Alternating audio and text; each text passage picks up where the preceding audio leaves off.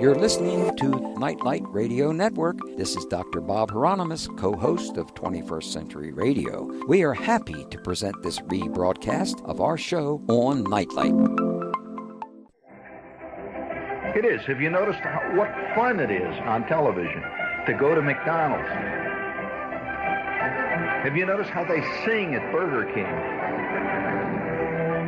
And you go there, there's a bunch of truck drivers standing in line, and so you always feel vaguely like nothing quite comes up to your expectations. You hear about a movie, and you can hardly wait to see it. I mean, Pauline Kael writes 19 pages in the New Yorker on it. It's a milestone. You got to see it.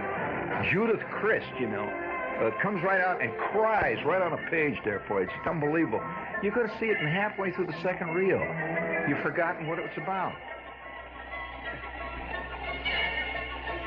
Welcome back to 21st Century Radio. I'm Dr. Bob Hieronimus, and this is the second hour of our salute to one of this generation's greatest storytellers, Jean Shepherd. Although his past remains somewhat murky, coming out next year is a book about the art of Jean Shepherd, authored by our next guest, Eugene Bergman. As Jim Clavin says on his website, flicklives.com, Gene Bergman's book does not list the events of Shep's life, as would be done in a biography, but tries to introduce us to the art of talking as only Jean Shepherd could master. The book covers Shepherd's work in writing, television, and film, and attempts to answer why we learn so much just by enjoying Shep. And we're going to touch on the book in just a second, but of course I want to thank my executive producer and research assistant who helped put this together. We've been working on this show for a month or so. And of course our engineer, Tom Morosky. So the book is entitled Excelsior, You Fathead, and is compiled of dozens of interviews with people who worked with Jean Shepherd and others who were influenced by listening to him. Welcome to 21st Century Radio, Eugene Bergman. Well, thank you. Glad to be here. I just can't wait to read your book. I really can't. I've heard, I've read a chapter or two of it that you sent me, but boy, there's so many things. Now, I understand that you were one of the first to begin taping Jean Shepherd shows off the radio. Was that in 1957? That was in 56. 56. Yes. A friend in college said, hey, there's this fantastic guy that talks on the radio. Mm-hmm. And at that point, he was talking from 1 in the morning till 5:30. And I said, oh, that's too late for me. But a little while later, the friend said, now he's on Sunday nights from 9 to 1. And that's when I began listening. And indeed taping. My parents had a tape machine, good old 7-inch reels, and I began taping the shows. Unfortunately, one of the things that people used to do, if they only knew how sad it is to know about it now, they would tape a show and then maybe listen to it once or twice, and then use the same, at that time, rather expensive tape and tape over it for the new program. So a lot of the stuff got lost that way, but I did have, I retained about a dozen reels of 7-inch tapes from 56 through the one as late as 63. And that was my main early period of listening. Well, what encouraged you to write a book dealing with the art of Shepherd? Well, someone suggested that they were going to write a biography. And I thought to myself, this is almost impossible because Shepherd was so good at obscuring and deceiving in terms of what his real life was about. But I said to myself, gee, the important thing about this guy, okay, so you like to know about the life, but the important thing is the extraordinary art. He's a genius, especially on the radio, but in his other fields, enormously talented. And I began making notes as to the different areas that my book might that were important in Shepherd's art. And eventually, I found I had enough material to inspire me to put it all together.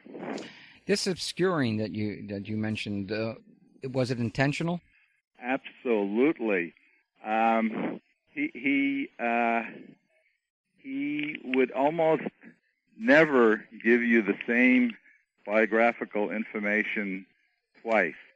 And what's interesting is that many interviews with him were published in major periodicals, in the Times or the New York Times or anywhere else. You see these pieces of information given out as facts, and you knew that Shepard gave him this information, and of course they didn't check on him. They just assumed this is basic information, it must be true.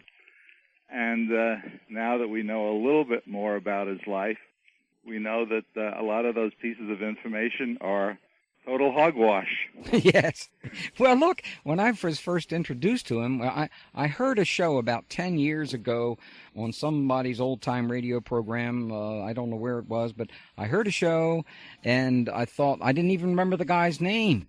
And so for years I kept asking, there's this guy that tells stories, and nobody gave me any information on it until I bumped into it again by accident on old-time radio about 3 or 4 years ago, because I always mixed him up with Henry Morgan. They knew each other's work and appreciated it, although at times they would take little jabs at each other. Really? Oh, yeah.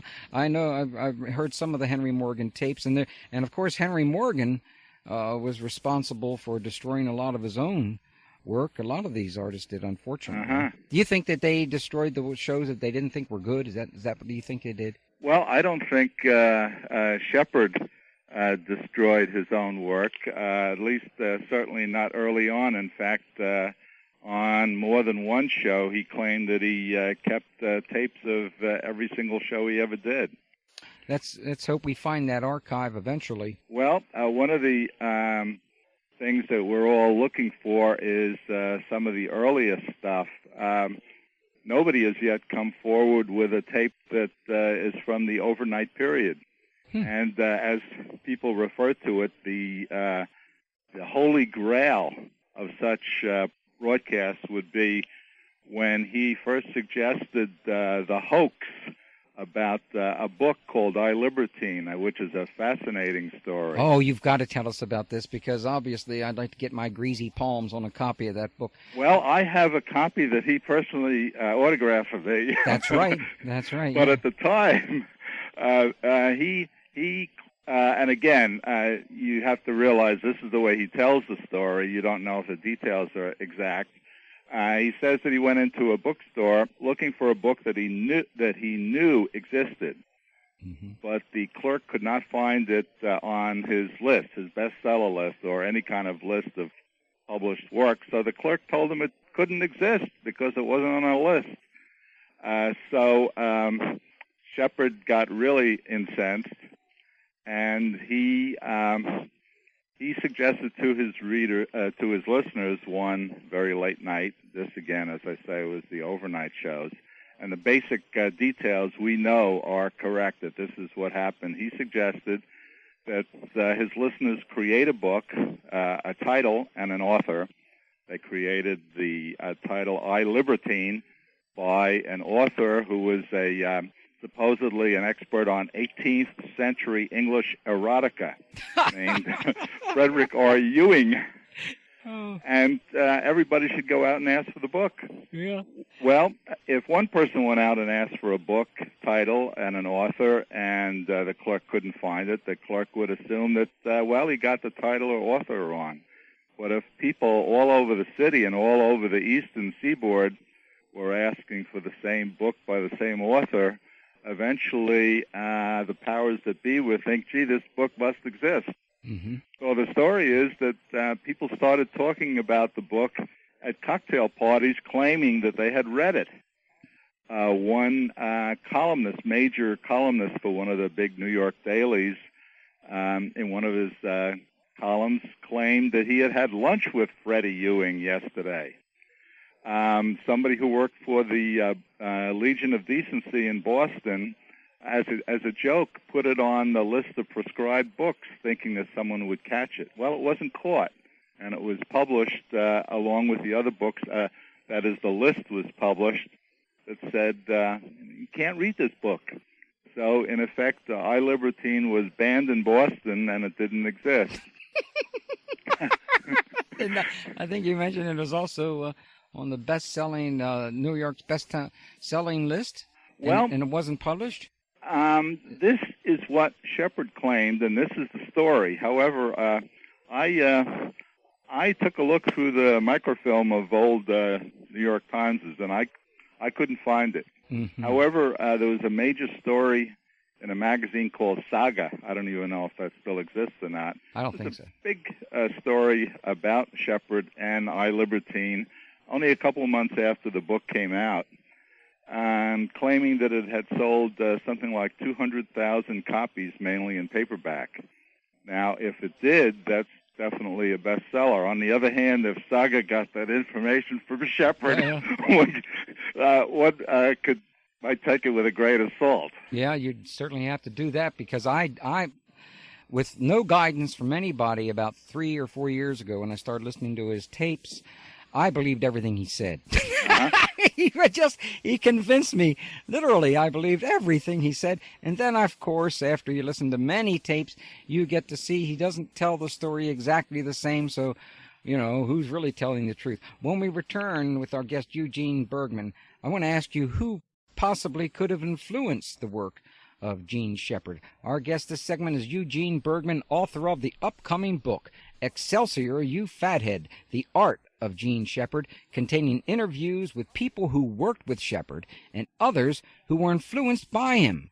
Check flicklives.com for announcements of the publication due in September 2004. Of course, September is the finest month of the year because that's my birthday. We'll be back with our guest, Eugene Bergman. Hi, this is Raul J. Cedar of the Harp Tone, and you're listening to the 21st Century Radio.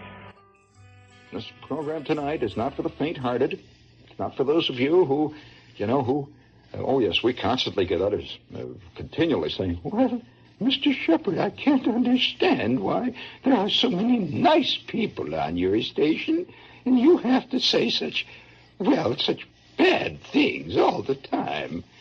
Well, I don't know. I just don't know why that is, madam. I'm going to try hard, but it never works out. But nevertheless, a little news item came in the other. Welcome back to 21st Century Radio. I'm Dr. Bob Hieronimus. Our guest this segment is Eugene Bergman, author of the upcoming book, Excelsior, You Fathead, The Art of Gene Shepard, containing interviews with people who worked with Shepard and others who were influenced by him. Check Flick Lives, F-L-I-C-K, lives.com, flicklives.com, for announcements of the publication due in September 2004. It's probably the best date that they could release that book in September is September the 16th, 2004. Let's see if Eugene can possibly do that for us. We'd greatly appreciate that as a birthday present. Well, Eugene, obviously, Gene Shepard may have influenced 1.5 billion people, but who possibly could have influenced him?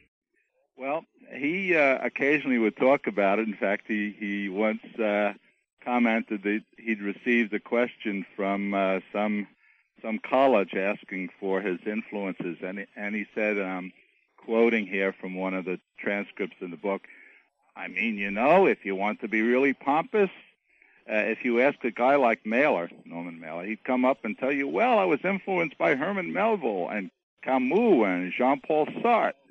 And then he says, well, I just don't know. That's just not what influenced me. And then he would go on to, for example, suggest that it was comic books or Smokey Stover, the comic strip, or he once went into quite a bit of detail and said Field and Stream magazine.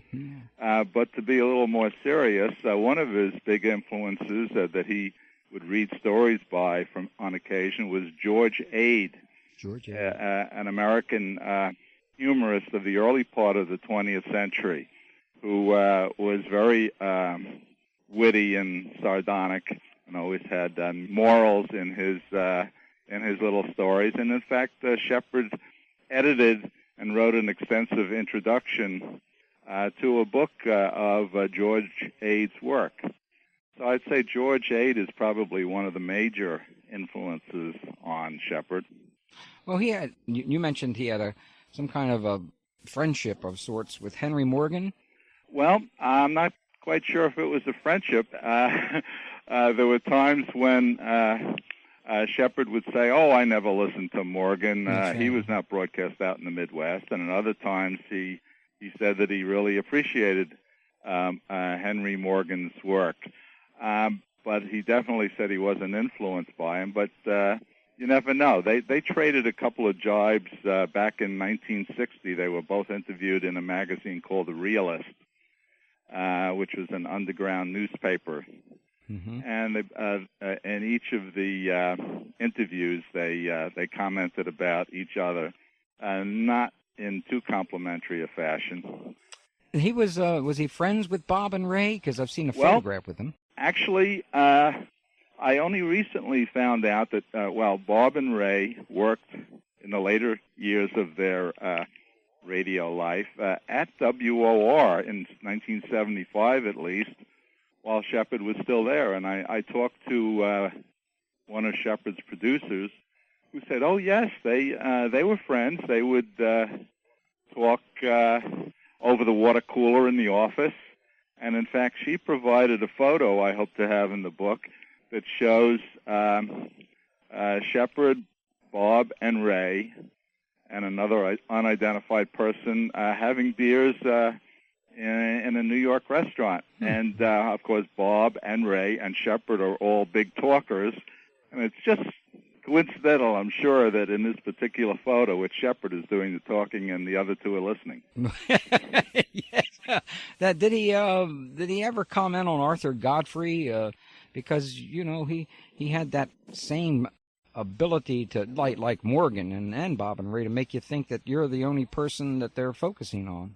Well, it wouldn't surprise me, but I have not heard any. I've heard about 500 of his broadcasts, and the name hasn't cropped up in any of those first 500, but you never know. Well, of course, Godfrey did a little ridiculing of some of his sponsors at times. At least he put them up to question. Now, the very first Broadway play I saw in New York, that's where Broadway is, was 1,000 Clowns, which starred Jason Robards in the movie. What is the possibility that the person Jason Robards played was modeled after the life of Gene Shepard? Well, I think there's no question, but there was influence. First of all, Herb Gardner and Gene Shepard were friends in the late 50s and into the early 60s. They wrote introductions or liner notes to each other's books and records. They dedicated books to each other, etc.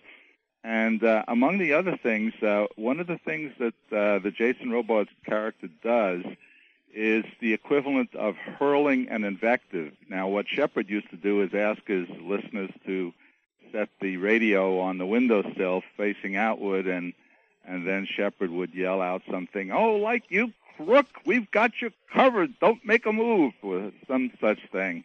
Or, what are you doing out there, you people? Why don't you do something productive? That kind of thing. Well, Jason Robards does basically the same sort of thing a couple of times in the movie. Also, one of Shepard's favorite pieces of music is "Yes, Sir, That's My Baby."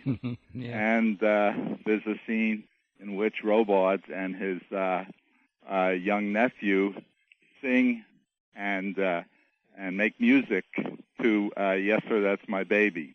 And another one of Shepard's little songs that he would play when he was making an ironic comment was "Stars and Stripes Forever." And that, again, is heard from time to time in the movie. So I think definitely there was a relationship there between the character and Shepard. And Shepard, supposedly, when he saw this play, said, "They've stolen my life." And I've heard now from two sources, from both Jules Pfeiffer, the cartoonist whom I interviewed, and Paul Krasner, the publisher of The Realist. They both told me, as had been claimed, that this incident ended the friendship between Shepard and Herb Gardner. Pretty serious, huh? Well, do you think these hurling invectives, that must have been extraordinary. I remember in one of the tapes he's talking about, someone mentioned that they found out that when they were hurling invectives, I've forgotten what it was, that the person downstairs who listened on the radio was a neo-Nazi or something along those lines. So for the first time, people got to know who listened to Gene Shepard. I think that was Paul Krasner on the National Public Radio 2-hour tribute said that. I believe you're right. Yeah, I believe you're right. Now, do you think these hurling invective shows influenced the popular 76 film network? Well, that's another. That is indeed another very good possibility. The newscaster in network is sort of losing his mind. He's just not keeping it all together, and he's getting worse and worse. And I can't remember the exact wording he uses, but he suggests that his listeners open their windows and yell out something to the effect that this is getting worse and worse, and I'm not going to put up with it anymore. Yeah, I'm mad as hell, and I'm not going to take it anymore. Right. Yeah. And Shepard claimed that Paddy Chayefsky, the scriptwriter, called him and asked if he would mind if that indeed was used in the movie. Now, whether or not that's true, we don't know. But it certainly seems like an influence. Well, among Gene Shepard's many associates and friends in the village scene in the 1950s was Jack Kerouac. Now, here's a little clip of Shep memorializing the work of Kerouac in October of 1969. Whereas Kerouac was a guy who dug just everything. He dug the climate, he dug the landscape, he dug the sky, and he was a positive writer. In other words, his work was pro-life. And around about the early 60s, there was a sudden change in literature, and it became anti-life. In general, most of the literature today that is famous literature is a put-down of one kind, or a put-down of life primarily, a feeling that life is all hopeless, and there's also a great element of negativism that runs through it. And, of course, this was almost the antithesis to the Kerouac attitude, which was a digging attitude. I got in the mail, just out of the blue. I was operating by myself. I just come out from the Midwest, and I was working late at night and sweating it out, a transmitter out there, and working what I could do best and writing for the Voice. And one night I came in, and there was a letter there and a package. And it was the manuscript, not really the manuscript, but the galley copy of On the Road. And there was a note in it from Kerouac, and it said, I want you to read this. I think you might dig it, and incidentally, you're one of the characters in the novel. So I read it, and I immediately, this was before it came out, I recognized it for what it was. It's a genuinely, I think, a turning point in a lot of writing and a lot of attitudes in America. I think it did a great deal. And I think in 25, 30 years or more, people will rediscover Kerouac, and you'll have his real place in literature will be finally settled on. I think Kerouac has direct antecedents in people like Thomas Wolfe and possibly even Whitman. And his digging qualities come through everything he writes. But I read this, and I remember sitting in the corner house, the Rikers Corner House at 57th and 6th Avenue. And I had just read this, and I had it still with me in a sort of a tacky briefcase I was carrying around. I carried my lunch around in it. And I had this thing with me, and I was sitting with another guy who was a cartoonist. And he was from New York. And I said to him, he was trying to do a little writing, and I said, I think you'll find this is really going to make a lot of noise, this novel. This one here. Well, it sure did. Obviously we're not going to have enough time for a lot of things I wanted to ask. However, I want to make sure that I ask you about the meaning of the title Excelsior, You Fathead. That's the title of your book that's going to be coming out. Right. Well, Excelsior has several different references in Shepard. Once every so often when he would mention it, he'd bring up another relationship to the word, but I believe it basically comes from the Longfellow poem, in which a young idealistic man goes tramping up a hillside in a blizzard with a banner that says Excelsior. And to me, I think Shepard felt that this was idealism taken a little bit too far for no good reason. And I think Shepard got a kick out of the silliness and the human foibles behind somebody who could do this. That is, without really thinking something through. Not that you shouldn't be positive, but without really thinking it through, assuming that everything was going to come out just fine and you were going to charge ahead anyway. Mm-hmm. And Excelsior, you fathead, is a phrase that is an extension of just plain Excelsior, and it was the way you greeted a fellow listener. Mm-hmm. So fathead was both saying, "Oh, you dummy," but also it was done with affection. Mm-hmm. So Excelsior, you fathead, has this contradiction within itself of onward and upward, you dummy, but you're a good friend, and I really like you. Yeah, well, that tells me a great deal about Brother Gene Shepard. Unfortunately, we're out of time. I want to thank you for joining us, Eugene Bergman, the author of the upcoming book, Excelsior, You Fathead, The Art of Gene Shepard.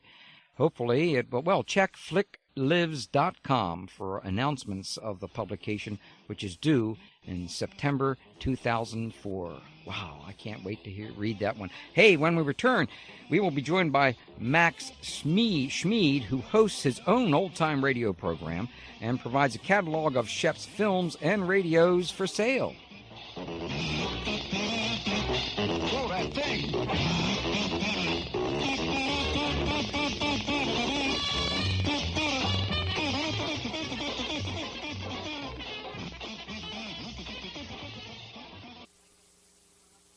Hi, this is Bobby J. of Frankie Lyman's Legendary Teenagers, and you're listening to 21st Century Radio with Dr. Bob Hieronimus. One day, the wind is blowing out of the cold, frozen north, and we're struggling on our way to school. Me and Schwartz and Flick and Bruner, wearing our sheepskin coats, wearing our helmets with the goggles. The snow is up to our you-know-what, and we're struggling on our way towards the Warren G. Harding School when one of those perennial kid myths was brought up. Now, the idea of a believer and a non-believer almost always has to do with mythology. One of the myths that we discovered that was always prevalent as a kid was the tongue myth. And the tongue myth said that if the weather was cold enough, your tongue would stick to this thing, and impossible. You could not get it off. When Flick walked up, I will always remember Flick for this. He walked right up to that telephone pole. He stuck his tongue out, and he had a standard kid tongue, you know. He stuck his tongue out, and he looked around at Schwartz and says, "All right, watch this." He stuck his tongue out again. He laid it on that. He says, that's all kid talk. Your tongue don't stick. He stuck his tongue out, and zap. Welcome back to 21st Century Radio, our homage to radio personality, author, and performer Gene Shepard. If you don't have a computer or know what an MP3 is, then you need to find a ready source of audio cassette tapes of Shep's works.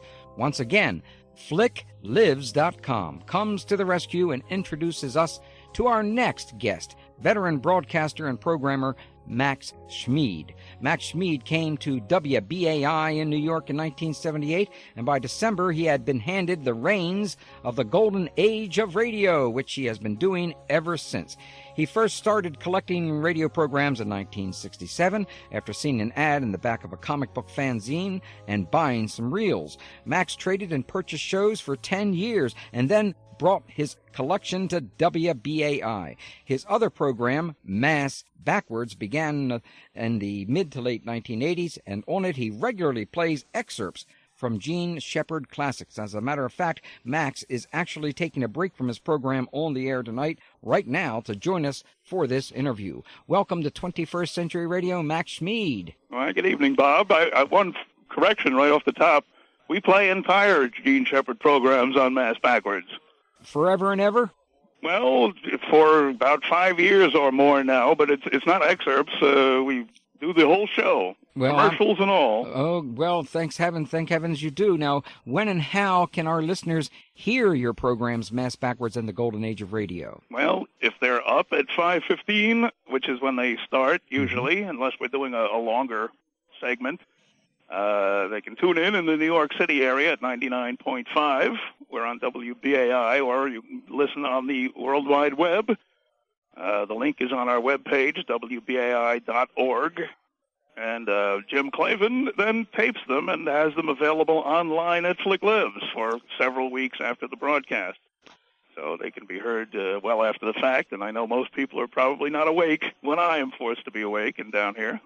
Well, when I used to serve newspapers in the morning, I wish I would have heard them. How did you first come in contact with the works of Gene Shepherd?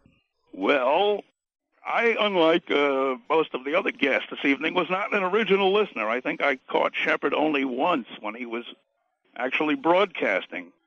I came to him through collecting. I was putting together a catalog of old radio programs, and I had just come into some reels of the syndicated half-hour programs that they did in 1976. I assembled a dozen cassettes of that, and they were the thing in the catalog that got people excited. So I proceeded to track down more programs through some of the early Shepherd websites. There were a couple of others before Flick Lives. And I was put in touch with a fellow named Bob Kay, a jazz pianist who was also someone who taped Shepherd in the early 1960s. So we traded. I got involved with other people who were trading, and the collection grew. Well, it's been estimated that he did about 5,000 broadcasts. How many of his programs have you been able to acquire? Well, I just did a count of what's listed in my catalog, and I have just reached about 1,000 programs, and I have a few hundred more waiting to be cataloged and fixed up, and just waiting for me to have time to deal with them all. Well, do you think there are many more in existence? I know of caches of shows that I cannot crack, try as I may. There's a professor in Vermont who has some very rare material from 59 to 61, and guy out on the West Coast. A lot of people taped them in New York and then moved around the country. Some shows have come in from Alaska recently, and a fellow in Texas, but, they were all taped in this general area. Well, that's just extraordinary that they won't lend you a helping hand here. Well, when I set up the Gene Shepherd Foundation and get that grant to go seek out the material, perhaps I'll have more clout than some of these folks. Well, it must be quite an adventure checking and finding the locations of these things. Now, you're in the process of converting your cassette collection to CD format. How can our listeners obtain a copy of your catalog and tell us what your cassettes cost? Well, a lot of the catalog is online at my website, which is oldtimeradio.com. That's all lowercase, all one word, oldtimeradio.com. There's a link to the Shepherd catalog, but of course I have no particular web skills, so it hasn't been updated. You can go to the website, oldtimeradio.com. Now, as you are aware, this is the 20th anniversary of A Christmas Story. I think it's a brilliant piece of satire. Why do you believe that this film, above the other films, some are even better in my opinion, has become legendary? I would say it's got to be those repeated plays. Because as I rank them, I put it about fourth of the 6 Shepherd movies and TV shows. Give us your rankings of these. I'd really appreciate that. What's number one? The Star-Crossed Romance of Josephine Kosnowski is the top of my list. Then it's a toss-up between The Phantom of the Open Hearth and 4th of July. Then A Christmas Story. And the other two, we won't even talk about. The other two were okay. Well, my favorite, of course, is the 4th of July one. because I just love fireworks. That's one of the reasons why I like it so much. Now, there's another lost Shepard program. After he left the radio in 1978, he ended up on New Jersey Public Television, and he did a half-hour show called Shepard's Pie, which combined elements of his travelogue, Gene Shepard's America series, as well as some of his radio bits. But he did it all on a bare stage. He had a stool. There was a curtain in the back. And this was like your classic cable broadcasting, but, with real genius in front of the camera, and he just made it work. There are about 8 of those that have survived. Although at this point, only 5 of them are actually viewable because some of them are still sitting on ancient 2-inch master videotapes, waiting to be converted to a viewable modern format. Oh, yes, I can't wait to see. I mean, unfortunately, I just can't get enough of this guy. Bob and Ray, before him, Bob and Ray were, I listened to them about 10 hours every day. But by the way, do you know anything about their possible relationship, friendship, or anything like that? Just the picture that Gene came up with. Mm-hmm. They did work at WR together at the late portion, just before they all got thrown out with the format change. I think Bob and Ray lasted a little longer than Shepard. Yeah. Oh, they were extraordinary. They were extraordinary. Now, there has been a little bit of controversy over what he did to prepare for a show, and I think he in part is responsible for telling one story, and it might be another. Could you analyze or relate this particular situation as to how did he prepare for a show, if he did? Well, I've heard one fellow claim that he was a writer for Shepard, and I find that utterly ridiculous. Really? Shepard prepared by reading the newspapers. I suspect he had some notes, but and a pattern in mind when he went in. He knew where the beginning and the end was, and I think he just did the rest by his radio magic. Well, I never thought he would get to the point. Near the end, he usually drew it all together so well. Well, I think that's where the music comes in. When someone is there standing by to cue your music with 2 minutes to the end of the show, that means you've got to wrap it up. Well, one of the individuals that I guess he protected a great deal was his, I guess it was his third wife. Or Lee, fourth, depending on who's counting. Yeah, well, I only know of 3. But there was one individual. Her name was Lee, L-E. Yes, Lee Brown. Lee Brown. She's a presence on the program from the early 1960s. She was his producer. Yeah. And apparently they were together most of that time, but they didn't get married until just about before the show went off in 76 or so, or 77. They got married finally. Yeah, I think it was March 2nd. We're together till she died. Well, just about every program, whether it's been TV or radio, she's in there somewhere. Oh, yes. And several, as a matter of fact, didn't she have a film, or didn't she do I'm trying to remember. She did a book. She did a book, didn't she? Yes, I think someone came up with a book about a horse or horses that she had written. Mm-hmm. But she was also listed as producer in most of his movies and television, as well as radio.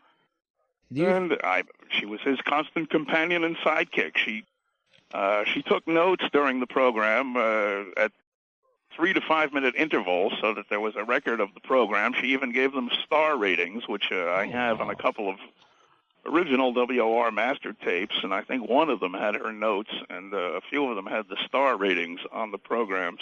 Mm-hmm.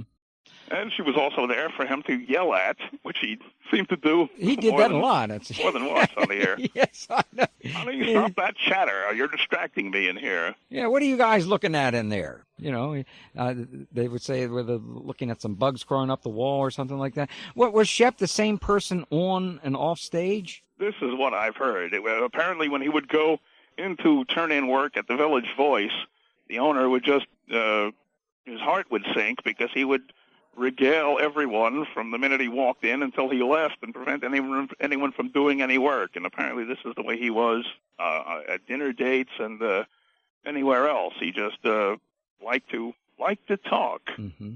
He liked to talk. Mm-hmm. Here's an interesting fact that I think, this is my theory.